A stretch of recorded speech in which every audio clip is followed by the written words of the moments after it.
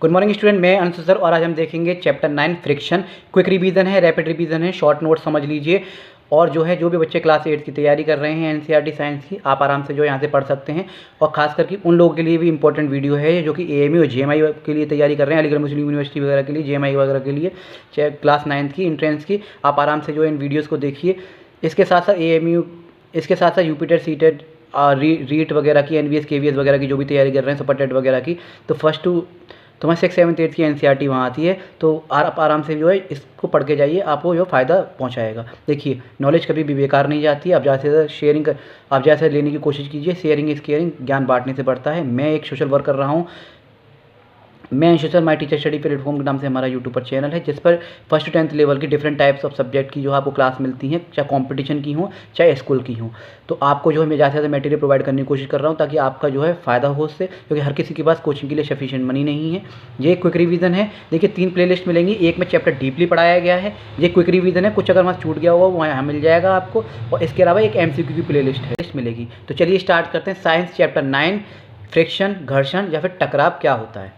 देखिए फ्रिक्शन होता क्या है। फ्रिक्शन एक फोर्स होता है। किसी ऑब्जेक्ट पे जो है हम फोर्स लगाएंगे तो वो मूव करेगा मोशन में, जिस तरह हम फोर्स लगाएंगे उस मोशन में। तो फ्रिक्शन फोर्स क्या करता है, वो अपोजिट जो है क्या करता है, वो अपोजिट फोर्स लगाता है, उसे हम कहते हैं फ्रिक्शन फोर्स। और इसमें जो है ऑब्जेक्ट जो है इंटरेक्ट करते हैं एक दूसरे को, जिसे हम घर्षण कहते हैं, टकराव कहते हैं। बिना फ्रिक्शन के हम कितना ही बचना चाहें, बिना फ्रिक्शन के जो हमारी लाइफ पॉसिबल नहीं है। अगर फ्रिक्शन नहीं होता, फ्रिक्शन फोर्स नहीं होता, तो हम चल नहीं पाते, भाग नहीं पाते, गाड़ी नहीं चला पाते, गाड़ी को रोक नहीं पाते, ब्रेक नहीं लगा पाते।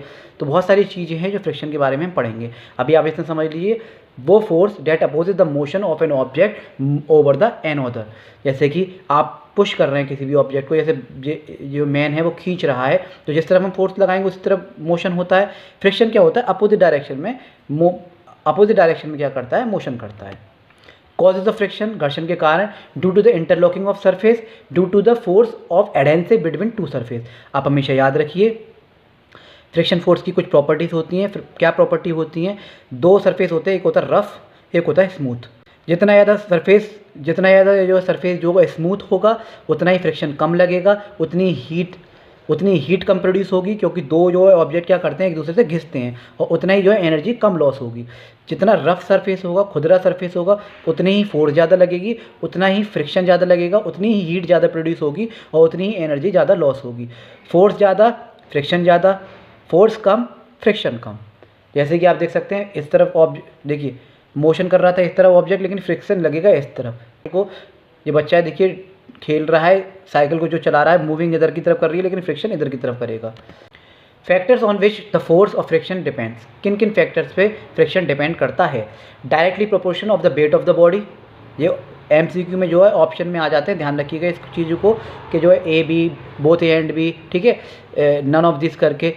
देखिए आप अपना 100% दीजिए, आप अपनी तरफ से पूरी तैयारी कीजिए, आप अपनी तरफ से जो कोई कोशिश मत छोड़िए, कसर मत छोड़िए, और बाकी का भगवान पर छोड़ दीजिए। आप अपना 100% दीजिए और भगवान करे आपका नंबर आए, इंटरव्यू भी आप क्लियर हों, जिस भी कंपटीशन में आप बैठे हों, ये आपके लिए हेल्पफुल रहे मेरा मटेरियल।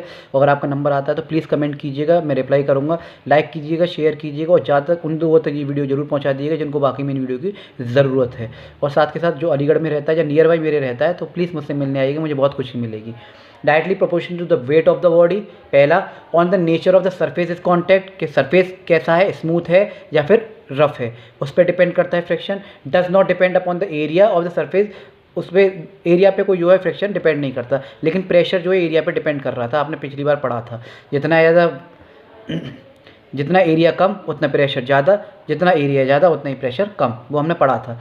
फ्रिक्शन जो है 3 तरह के होते हैं, sliding friction, static friction, sliding friction और रोलिंग फ्रिक्शन। स्टैटिक फ्रिक्शन की वैल्यू सबसे ज़्यादा होती है, सबसे ज़्यादा मैक्सिमम होती है, और रोलिंग फ्रिक्शन की सबसे मिनिमम होती है, सबसे कम होती है। क्वेश्चन ये भी बनता है किस फ्रिक्शन की वैल्यू सबसे ज़्यादा होती है, स्टैटिक फ्रिक्शन की, क्योंकि उसमें जो ऑब्जेक्ट होता है वो रेस्ट में होता है, मूव करने ही वाला होता है। जैसे कि आप देख सकते हैं फोर्स लगने ही वाला था, लेकिन अभी नो मोशन नहीं है। स्लाइडिंग फ्रिक्शन में क्या है, कोई भी चीज़ स्लाइड कर रही है, नीचे की तरफ आ रही है, जैसे आप झूला झूलते हैं स्लाइड वाला, तो जो वहाँ पर क्या होता है, स्लाइड हो रहा है। तो स्लाइडिंग फ्रिक्शन में स्लाइडिंग मोशन होता है। और रोलिंग मोशन में जब बॉल वगैरह हम ऐसे करके थ्रो करते हैं तो बॉल जो रोटेट करती है ग्राउंड में, तो उसमें क्या होता है, रोलिंग मोशन लगता है। और रोलिंग मोशन में सबसे ज़्यादा जो है क्या होती है, रोलिंग मोशन में सबसे ज़्यादा वैल्यू सबसे ज़्यादा कम होती है। ऐसे ही एक क्वेश्चन आता है बॉल बेयरिंग वाला, ठीक है। बॉल बेयरिंग में क्या होता है, मशीन में बॉल बेयरिंग होती है, उसमें क्या होता है स्लाइडिंग फ्रिक्शन को चेंज होता है रोलिंग फ्रिक्शन में, ताकि जो मशीनरी ठीक से काम करे, हीट कम जनरेट हो और फ्रिक्शन जो है कम लगे। काइंड्स ऑफ फ्रिक्शन जो अभी पीछे देखे थे, स्टैटिक फ्रिक्शन वो होता है the force required to overcome friction at the stationary rest, इसमें ऑब्जेक्ट स्टेशनरी रेट पे रहता है, चलने ही वाला होता है। Sliding friction the force friction between two surface पे जो फ्रिक्शन लगता है, contact when one of them just slide over the other, also known as kinetic force भी इसका काइनेटिक फ्रिक्शन भी इसका अदर नेम है। स्लाइडिंग फ्रिक्शन का ध्यान रखिएगा, काइनेटिक फ्रिक्शन लिखा हुआ है या स्लाइडिंग फ्रिक्शन लिखा हुआ है एक ही बात है।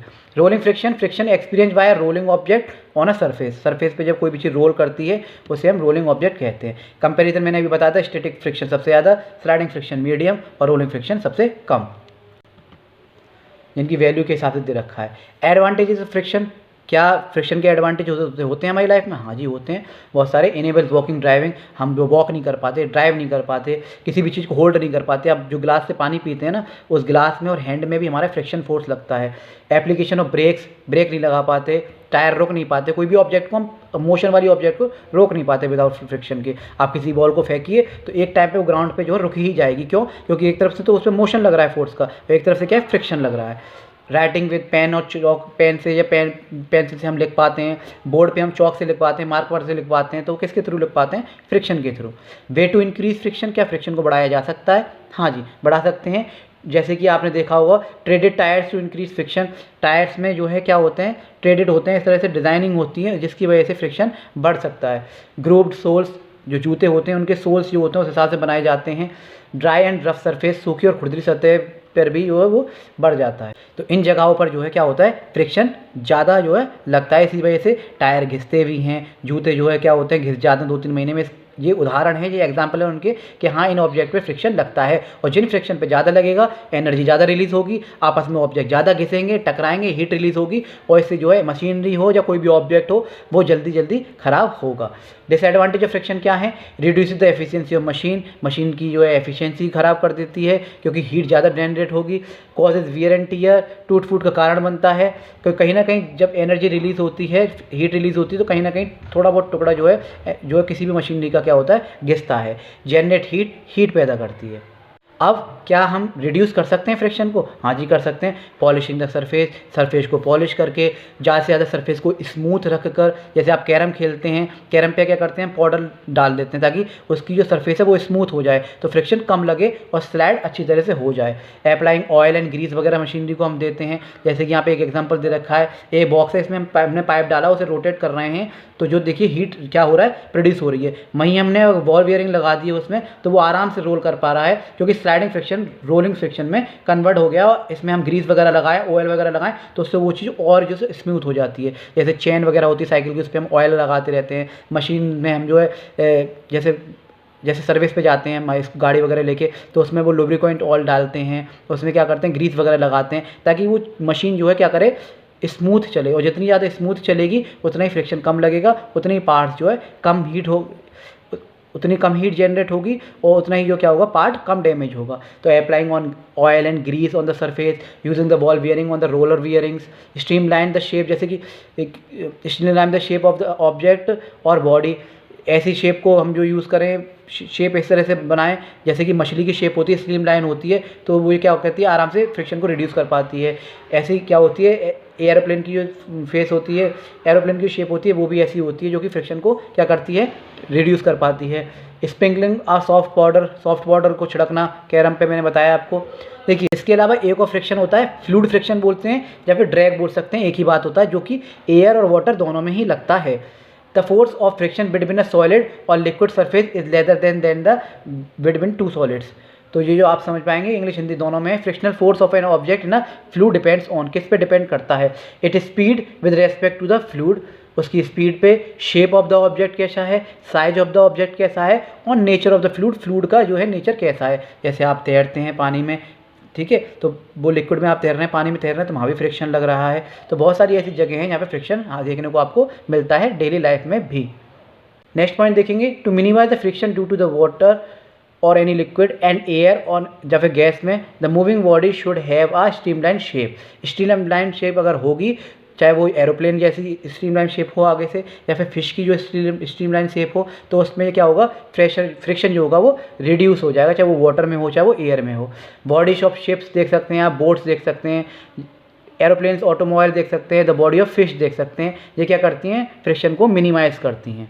कुछ टर्म्स जो आपको याद करनी है, कीवर्ड समझ लीजिए, और यही डेफिनेशन आप एग्जाम्पल लिख के आ सकते हैं। जो क्लास 8 की एनसीईआरटी की चैप्टर पढ़ रहा है, आपको पूरे नंबर मिलेंगे। और देखिए, ज़्यादा से ज़्यादा तैयारी कीजिए, कोशिश कीजिए, भगवान करे आपका नंबर आए, आपके पेरेंट्स का भी नाम हो आपके साथ और आपकी सोसाइटी में नाम हो। तो मैं प्रे करता हूँ जो भी इस वीडियो को देख रहा है उसका नंबर ज़रूर आए। तो देखते हैं फ्रिक्शन क्या है, property that oppose the motion of object over another. Interlocking क्या होता है, the getting into the hills and valleys of two surface in contact, जैसे संपर्क में आने वाली दो सतहों के बीच पहाड़ियाँ और घाटियाँ का आना, जैसे कि आप पहाड़ियों के बीच में घाटी आ जाती है बीच बीच में, तो वो भी इंटरलॉकिंग एक तरह से, उसे इंटरलॉकिंग कहते हैं। Adhesion, attraction between two unlike surface, जब दो अनलाइक सरफेस जो है एक दूसरे को अट्रैक्ट करती हैं तो एडेंशन कहते हैं, उसे एडेशन कहते हैं। ड्रैग फ्लूइड फ्रिक्शन भी बोलते हैं, ड्रैग भी बोलते हैं। The friction force exerted by fluid, जो फ्लूइड के द्वारा जो है फोर्स लग रहा है। स्ट्रीमलाइन क्या होती है, सिमेट्रिकल शेप होती है किसी भी ऑब्जेक्ट की, ऑफरिंग लीस्ट रेजिस्टेंस, जिसमें रेजिस्टेंस लीस्ट होता है, फ्रिक्शन जो है कम लगता है।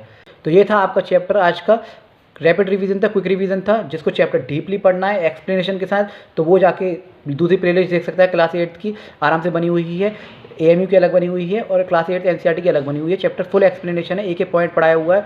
ये वो थे जो उसमें से कुछ छूट गया था या फिर इंपॉर्टेंट और हाईलाइटेड पॉइंट थे, अगर फिर भी कुछ चीज़ रह जाएगी तो वो MCQ में आपको मिल जाएगी। तो ये था माई टीचर स्टडी प्लेटफॉर्म के नाम से हमारा यूट्यूब पर चैनल है। तो मैं अंशु सर नए नए टॉपिक, नए नए कंसेप्ट लाता रहता हूँ डिफरेंट टाइप्स ऑफ सब्जेक्ट के। फिर मिलता हूँ नई वीडियो के साथ, नए कंसेप्ट के साथ। जब तक के लिए जय हिंद, जय भारत।